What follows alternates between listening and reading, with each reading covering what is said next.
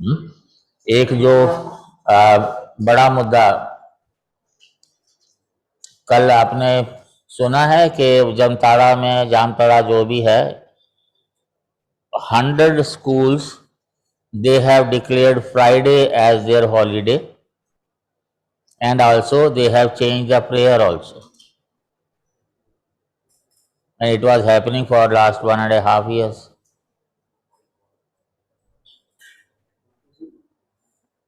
सुना है कि नहीं सुना? क्यों नहीं सुना? अच्छा, इसका इम्प्लीकेशन क्या है बताओ? आपको लगता है कि ये कल न्यूज आई है and that had been happening for the last 1.5 years? क्या पंचायत को नहीं पता होगा? क्या एसडीएम को नहीं पता होगा? क्या कलेक्टर को नहीं पता होगा? या सीएम को नहीं पता होगा? जब बात मीडिया में आ गई,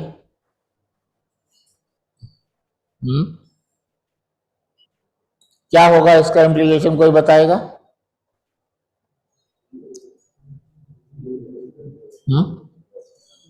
हम लोग हमेशा नेशनल इंटीग्रेशन की बात करते हैं, हम लोग हमेशा कंप्रोमाइजेस की बात करते हैं। सर रीजनलिज्म को प्रमोट करेगा। रीजनलिज्म को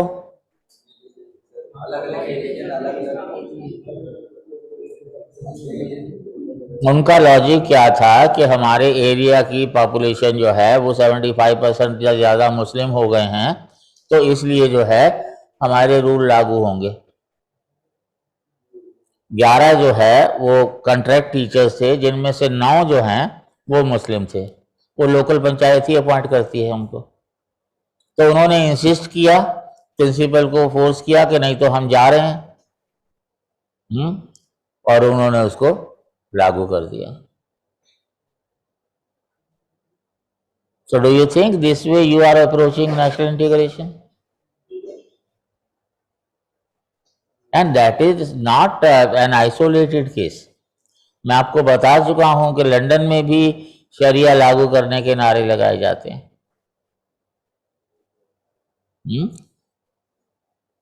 सब लोग जो हैं, सब लोगों को पता है कि till the time Muslims are 20% or so, they request. When they become 30%, they command, and when they become 40%, they rule. 100% होने में कोई टाइम नहीं लगता। अब पूरा हिस्ट्री देख लीजिए, अफगानिस्तान तक यही कुछ हुआ है।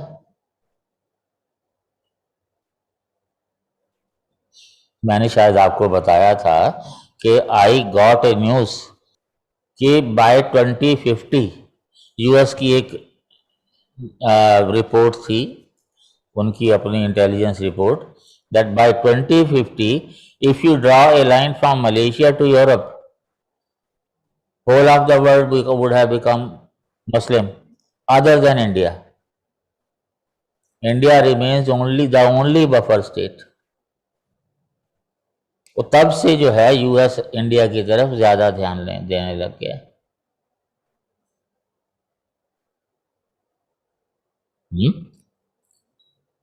अब मुद्दा क्या है? आप लिबरल हैं, चलो ठीक है, मैं भी बहुत लिबरल था कोविड से पहले। फिर मैंने ये इस्लाम और क्रिश्चियनिटी जब पढ़ ली, इब्राहिमिक रिलीजन, तो वो सेक्युलर तो मैं नहीं ही रहा, बाकी कुछ भी हूं। क्यों? एक सीधी सी बात है, आप कहते हैं मिलजुल के रहना चाहिए, मिलजुल के रहना चाहिए, बड़ी अच्छी बात है। लेकिन अगर दूसरा बंदा कहे कि मिलजुल के रहेंगे मेरी शर्तों पर, तो फिर कैसे मिलजुल के रहेंगे?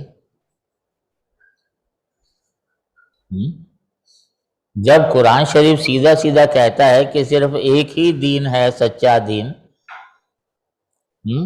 बाकी सब जो है उनको, मैं कई बार आपको बोल चुका हूं कि सूरह तौबा तो हर बंदे को पढ़नी चाहिए, चाहे वो मुस्लिम हो, क्रिश्चियन हो, हिंदू हो, कोई भी हो। ये जो रिलीजन ऑफ पीस और रिलीजन ऑफ लव हैं, दोनों रिलीजन तो बेसिकली यही हैं। For anthropologists speak, gradually they are centering around this issue कि religion means Abrahamic religions only.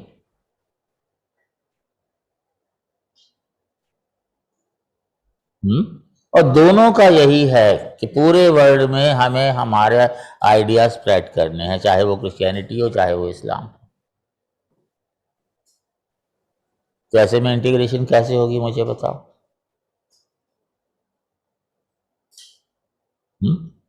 पूरे का पूरा वर्ल्ड, एकेडमिक वर्ल्ड जो है, इट इज विद इस्लामिस्ट और लेफ्टिस्ट। पूरे का पूरा यूरोप, यूएस, इंग्लैंड, सारे सोशल साइंसेस के एक्सपर्ट्स जो हैं, दे आर अगेंस्ट हिंदुइज्म। मुझे समझ नहीं आता क्यों। एक चीज मेरे को समझ आती है कि it is all power politics. मैंने शायद आपको बताया था कि जहां इस्लाम होता है वहां लेफ्टिस्ट नहीं होते। पूरी गल्फ कंट्रीज देख लो, जहां लेफ्टिस्ट होते हैं वहां इस्लाम नहीं होता।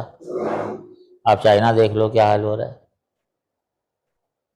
इंडिया एक ऐसी जगह है, ये दोनों के लिए फर्टाइल लैंड है।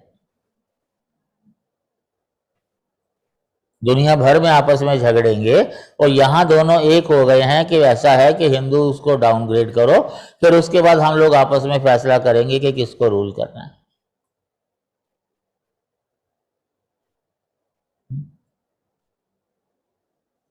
मैं आपको पहले भी बता चुका हूं कि हमारे हिंदुस्तान में 95% से ज्यादा बच्चे ऐसे हैं जिन्होंने कुरान अगर पढ़ा भी है तो समझा नहीं है। ना ट्रांसलेशन पढ़ी, ना उन्होंने हदीस पढ़ी, ना उन्होंने तफसीर पढ़ी, तो इसलिए उनको पता ही नहीं है। लेकिन अब जो है, जो भी मुद्दे उठ रहे हैं, thanks to social media, thanks to YouTube channels, पूरी दुनिया में ये कहा जाता है कि इस्लाम अगर इतना ही खराब है तो वो इतना स्प्रेड कैसे हुआ। आप खाली मेरी 2 वीडियोस देख लो, Islamic invasion and their impact on India, ज्यादा डिटेल बताने की जरूरत ही नहीं। क्रिश्चियनिटी के स्प्रेड में शुरू में 10 करोड़ लोग मारे गए थे और इस्लाम के स्प्रेड में 5 करोड़ लोग मारे गए थे।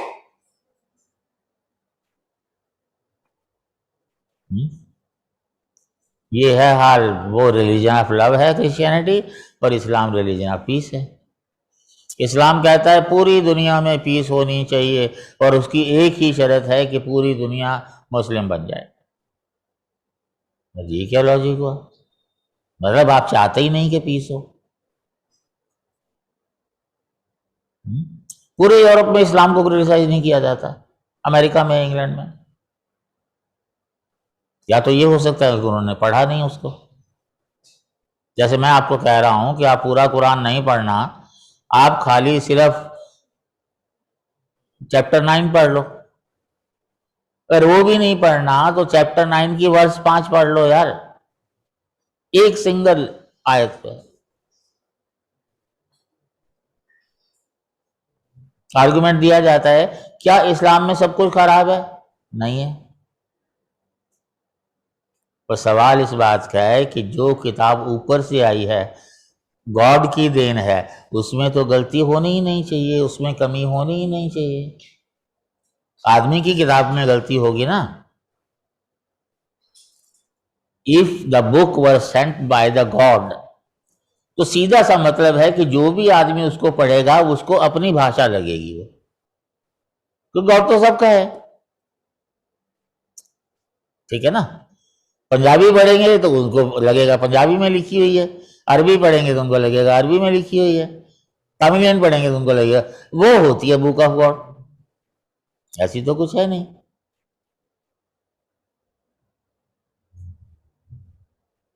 तो ये जो मुद्दा है स्प्रेड ऑफ क्रिश्चियनिटी, कोविड के दौरान तो इतना ज्यादा फैला है कि पूछो मत।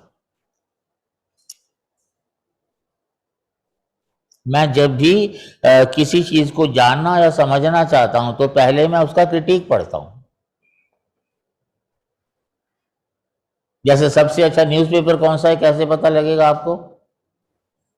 क्या इंडिकेटर है? सबसे अच्छा, आप कोई न्यूज़पेपर पढ़े हैं वो अच्छा है कि नहीं, आपको कैसा, मतलब क्वालिटी है कि नहीं, कैसे पता लगेगा? मेरी नजर में सबसे अच्छा इंडिकेटर है लेटर टू द एडिटर।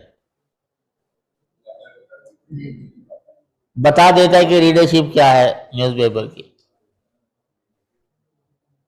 ठीक है। इसी तरह से जब मैं कुरान पढ़ने लगा तो मैंने पहले क्रिटिक्स को सुना। ये नहीं कि मैंने वो जो कुरानिस्ट हैं उनको नहीं सुना। गांधी साहब हैं, बहुत पॉपुलर हैं, उनकी वीडियोस बहुत पॉपुलर है, मैंने सुना। पर मैंने सचवाला जी को भी सुना। सचवाला जी वो 15 साल जो हैं वो एक मस्जिद के इमाम रहे, बहुत लोगों को कन्वर्ट किया। अरब में जाकर के उन्होंने नमाज पढ़ी 2 साल और फिर वो इस्लाम छोड़ दिया उन्होंने। जितने लोग इस्लाम छोड़ रहे हैं they are very knowledgeable people, पर छोड़ना इतना आसान नहीं है। क्योंकि अगर आप इस्लामिक पॉकेट में रहते हैं तो छोड़ने का मतलब है फिनिश। या तो आप ऑस्ट्रेलिया भागिए, या आप यूरोप भागिए, या आप यूएस भागिए, नहीं तो फिर आप बोलेंगे नहीं कि मैंने छोड़ दिया। ये मुद्दा मैंने क्यों उठाया, क्योंकि इस बार की जो फ्रंट लाइन है, एक साहब हैं, ये उन्होंने एक इंटरव्यू दिया है फ्रंट लाइन में। लगते तो हिंदुस्तानी हैं, प्रोफेसर इरफान अहमद, जर्मनी में रहते हैं। और Hindu radicalisation is the challenge, heading ही यही है। और हिंदू रेडिकल क्यों हुआ? वो जो है एग्जाम्पल देते हैं पोग्राम्स का। A series of anti-Muslim pogroms occurred well before 1992 in Moradabad 1980, Nellin 83, Hashimpura 87, Bhagalpur 89। ये एंथ्रोपोलॉजिस्ट तो नहीं है, ये तो इस्लामिस्ट बंदा बोल रहा है। अगर यही बात करनी तो he should have started with Moplahs. मैंने आपको Gandhi wins freedom question mark में मैंने बताया उसको। He should have talked about direct action day of Kolkata। 3 दिन दिए गए थे, क्या हुआ था? चौथे दिन गांधी जी पहुंच गए जब रिएक्शन का टाइम आया तो। सारे इस्लामिक इन्वेजन्स की जितनी हिस्ट्री है वो किसी की भी बात कर लेता, चंगेज की बात करता, तैमूर की बात करता, अहमद शाह की बात करता, किसी की भी कर सकते थे। मतलब क्लियर बात यह है, मैं आपको बताया ना कि पूरा यूरोप इस्लामिस्ट और लेफ्टिस्ट जस्टिफाई करना है। जैसे एक क्वेश्चन जो है उससे पूछा गया, is there any ground for assuming that madrasa education perpetuates Muslim exclusion and inclusion towards religious fundamentalism if not extremism, do you favour modernisation of madrasa education? वो बंदा जवाब देता है, the notion that madrasas teach fundamentalism और extremism is copied from western orientation. अरे हिंदुस्तान के मुल्ला मौलवी को सुन लो यार, वही बता देंगे मदरसों में क्या हो रहा है भाई। ये जर्मनी में बैठा है इसलिए उसको नहीं पता तो नहीं बोलना चाहिए। एक और तरीका होता है लेफ्टिस्ट का, गोल पोस्ट चेंज कर दो। अगर आप कहें कि इसमें होता है तो कहेंगे उसमें भी तो होता है। अरे जिसकी चर्चा हो रही है उसकी बात करो ना। उसके बाद फिर वो साहब क्या लिखते हैं, as for modernisation of madrasas it is welcome, in my view there is a need to modernise government and private university system too. Government को भी मॉडर्नाइज करो, प्राइवेट सिस्टम को भी मॉडर्नाइज करो। और फिर उसके बाद, but why nobody talks about it? Similarly why is there no demand to modernise gurukul, Vedic schools etcetera? Real intention तो क्लियर हो गई। अगर आप यहां की बात करेंगे तो वहां भी तो होता है। अब ये जो नुपुर शर्मा वाला मामला है, इतना उछल गया कि अब उसको आम आदमी को भी पता लग गया। कुरान में नहीं लिखा, हदीस में लिखा हुआ है। कौन प्रूव करेगा और कैसे प्रूव करेगा? कोर्ट ने क्या बोल दिया पता है ना तुम्हें? भाई मैं अगर ये प्ली लेके गया हूं, तुम अगर सुप्रीम कोर्ट के जज हो, भाई सारे मेरे केसेस जो हैं वो एक जगह कर दीजिए, और तुम उल्टा मेरे ऊपर भड़क पड़ो कि जो कुछ हो रहा है सर मेरी वजह से हो रहा है। मैं तो ये प्ली लेके गया ही नहीं। क्या तुमने मुझे बुलाया है या मैं गया हूं एक प्ली लेकर के?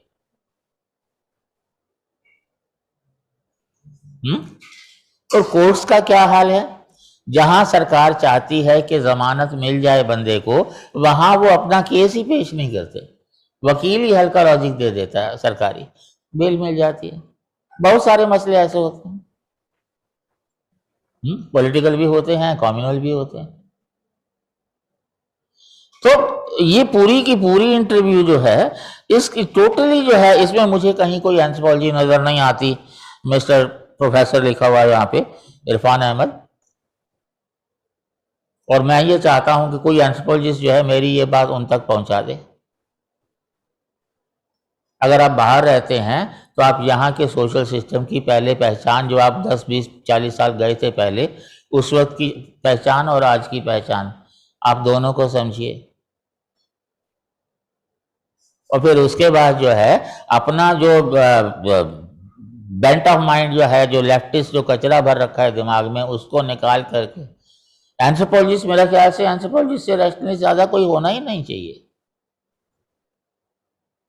और मैं आपको बता चुका हूं कि मैंने एक कोशिश शुरू की है to Indianise Indian social sciences. हम हमेशा वेस्ट की बात करते हैं, डरखाइम ने किया, मैक्स वेबर ने किया, रैटक्लिफ ब्राउन ने किया। अरे हमने जो कुछ किया वो तो कुछ किसी को पता ही नहीं। इवन कास्ट की बात करते हैं तो आप सारे लेफ्ट की बात करते हैं। एक एंथ्रोपोलॉजिस्ट मेरे को ये बता दे कि हिंदू वर्ड जो है पहली बार एज ए रिलीजन किसने यूज किया था? मुझे नहीं लगता कोई बता पाएगा। एज ए रिलीजन कह रहा हूं मैं। आप लोगों को एक मैसेज भी भेज चुका हूं, अलेक्जेंडर ड्यू का जो है 17 समथिंग समथिंग, जो ये कहता है कि ये इंदु से बना है। हमारे जो सूर्यवंशी और चंद्रवंशी थे, तो वहां से इंडु से हिंदू बना है, इंडु से ही इंडस बना है, ना कि इंडस से इंडिया बना है।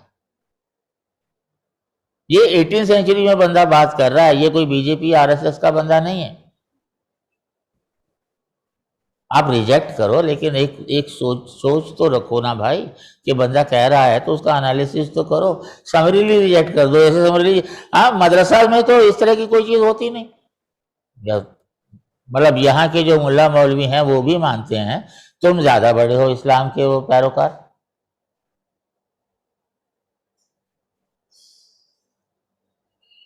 समस्या सिर्फ एक है। मैं आपको जब आपके मोदी जी ने कहा था कि एक हाथ में कुरान और एक हाथ में कंप्यूटर, कॉम्बिनेशन तो बहुत अच्छा है, डेडली है।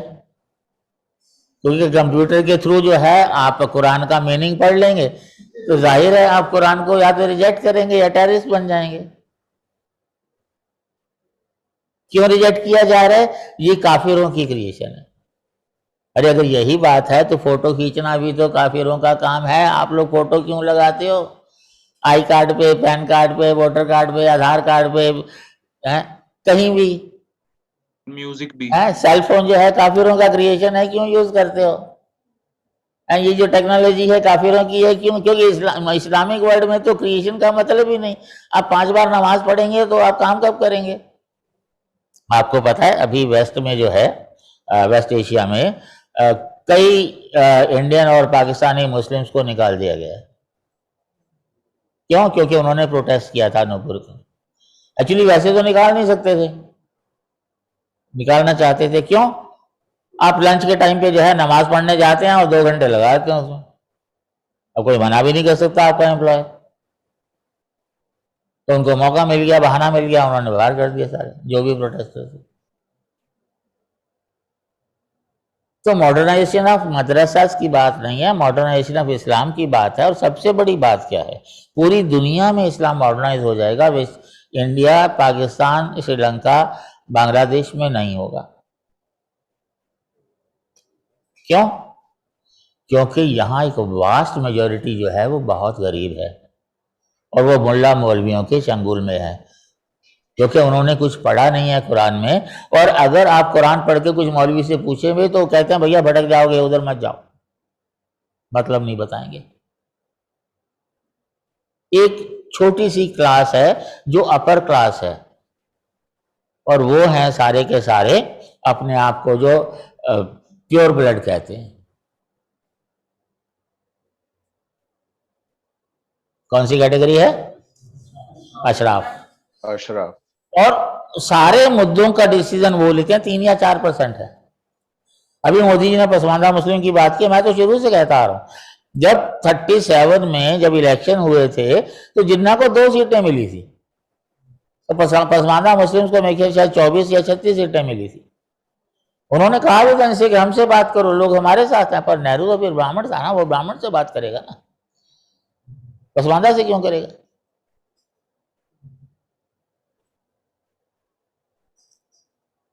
ठीक है, तो फैसले वो करते हैं। All India Muslim Pasmanda board में वो हैं, एमपीज एमएलएज वगैरह वही बनते रहे हैं, और जो भी वो करते हैं पसमानदा आंख मूंद के फॉलो करते रहे हैं। लेकिन अब पसमानदा मुस्लिम भी उनको चैलेंज करने लगे हैं, और ये सबसे बड़ी चिड़ जो है ये पावर की चिड़ है, क्योंकि 10 साल पहले तक कहीं ना कहीं लोग, कहीं एमएलए बन गया, कोई एमपी बन गया, कोई किसी बोर्ड का मेंबर बन गया, अब तो टिकट ही नहीं मिलती कहीं की। ये सारा गेम पावर का है। तो रिफाइनमेंट जो है, it's a rule of law, it's a rule of evolution. कोई चीज अगर इवॉल्व नहीं करेगी तो वो पेरिश कर जाएगी। पानी भी पड़ा पड़ा जो है वो और ये जो एरिया है हमारा, जब तक आप इस्लाम मौलवियों के जंगल से नहीं निकलेंगे, और एक ही तरीका है, आप पढ़ो। कहा है ना, आपके पास पूरा कुरान शरीफ पढ़ने का नहीं टाइम, तो आप सूरह तौबा पढ़ लो। फिर भी नहीं टाइम तो आयत 5 पढ़ लो। शुरुआत तो करो कहीं से और चैलेंज करो। मैं पहले भी कह चुका हूं कि मैं सारा ब्लेम इंडियन मुस्लिम्स पे देता हूं, क्योंकि हार्डली 2 to 3% जो हैं वो टेररिस्ट होते हैं या फंडामेंटलिस्ट होते हैं, लेकिन 97% मेजोरिटी जो है वो चुप रहती है। तो सारा कसूर उसका है। मैं हिंदुओं को दोष देता हूं, क्योंकि हिंदुओं ने अपने आप को कायर प्रूव कर दिया है। इवन जो सुप्रीम कोर्ट जजमेंट होती हैं वो भी पब्लिक का ओपिनियन के हिसाब से कई बार दे दी जाती हैं। और हम लोग जो ओपिनियन एक्सप्रेस करते नहीं है, हाँ, कॉफी टेबल पे बैठ के डिस्कस कर लेने से उससे तो नहीं आने वाला। तो अगर आपको सही मायने में हार्मनी लानी है, तो पहली बात तो यह है कि हर तरफ सेम राइट्स सेम ड्यूटीज होनी चाहिए। उसके लिए क्या होगा? पहला काम तो कॉन्स्टिट्यूशन बदलिए। आपने सेक्युलर वर्ड तो जोड़ दिया, सेक्युलर तो हम ही नहीं। कोई माइनॉरिटी नहीं, कोई मेजॉरिटी नहीं, सबके राइट्स बराबर, सबके ड्यूटीज बराबर। पॉलिटिक्स गई भाड़ में, सबके लिए सेम लॉज।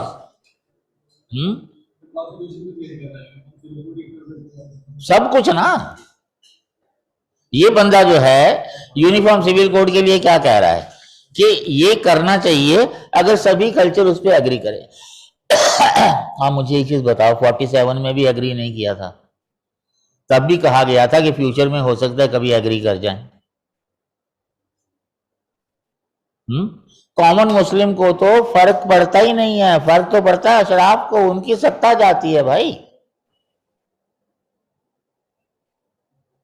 ठीक है, अगर मान लो कि आपके उसमें लिखा हुआ है कि आप कहते हैं कि विमेन के लिए इस्लाम से बेहतर कुछ नहीं है, और सारी पावर्स तो आधी हैं और सारी ड्यूटीज पूरी हैं, तो कॉमन सिविल लॉ होगा तो वो उनको मिलेगा ना बराबर। रिलीजन जो है कभी भी उसको इंटरफेयर करने की जो है हक नहीं होना चाहिए। और कोई भी लॉज हैं कहीं भी, you will have to give exception to scheduled tribes।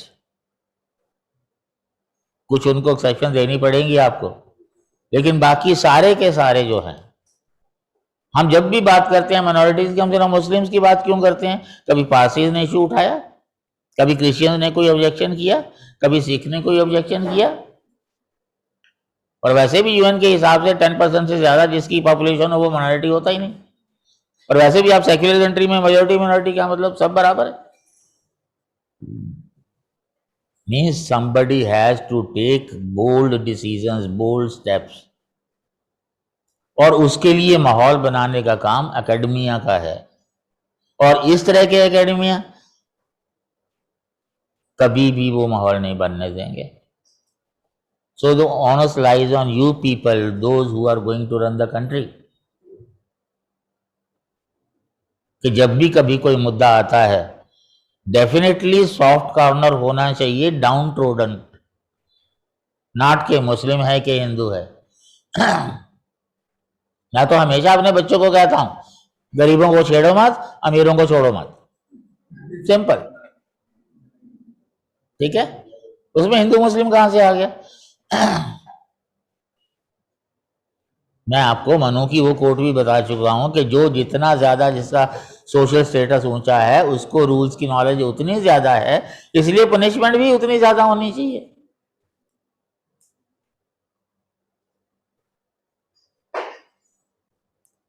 ठीक है? नेशनल इंटीग्रेशन के मुद्दे पे कभी भी करंट सिचुएशन के एनालिसिस की बात आती है तो आपको सबको ऑन बोर्ड लाना पड़ेगा, including Mulla मौलवीज, including pandits, including all the cases that I told you, including social media, and then you will have to give a solution also.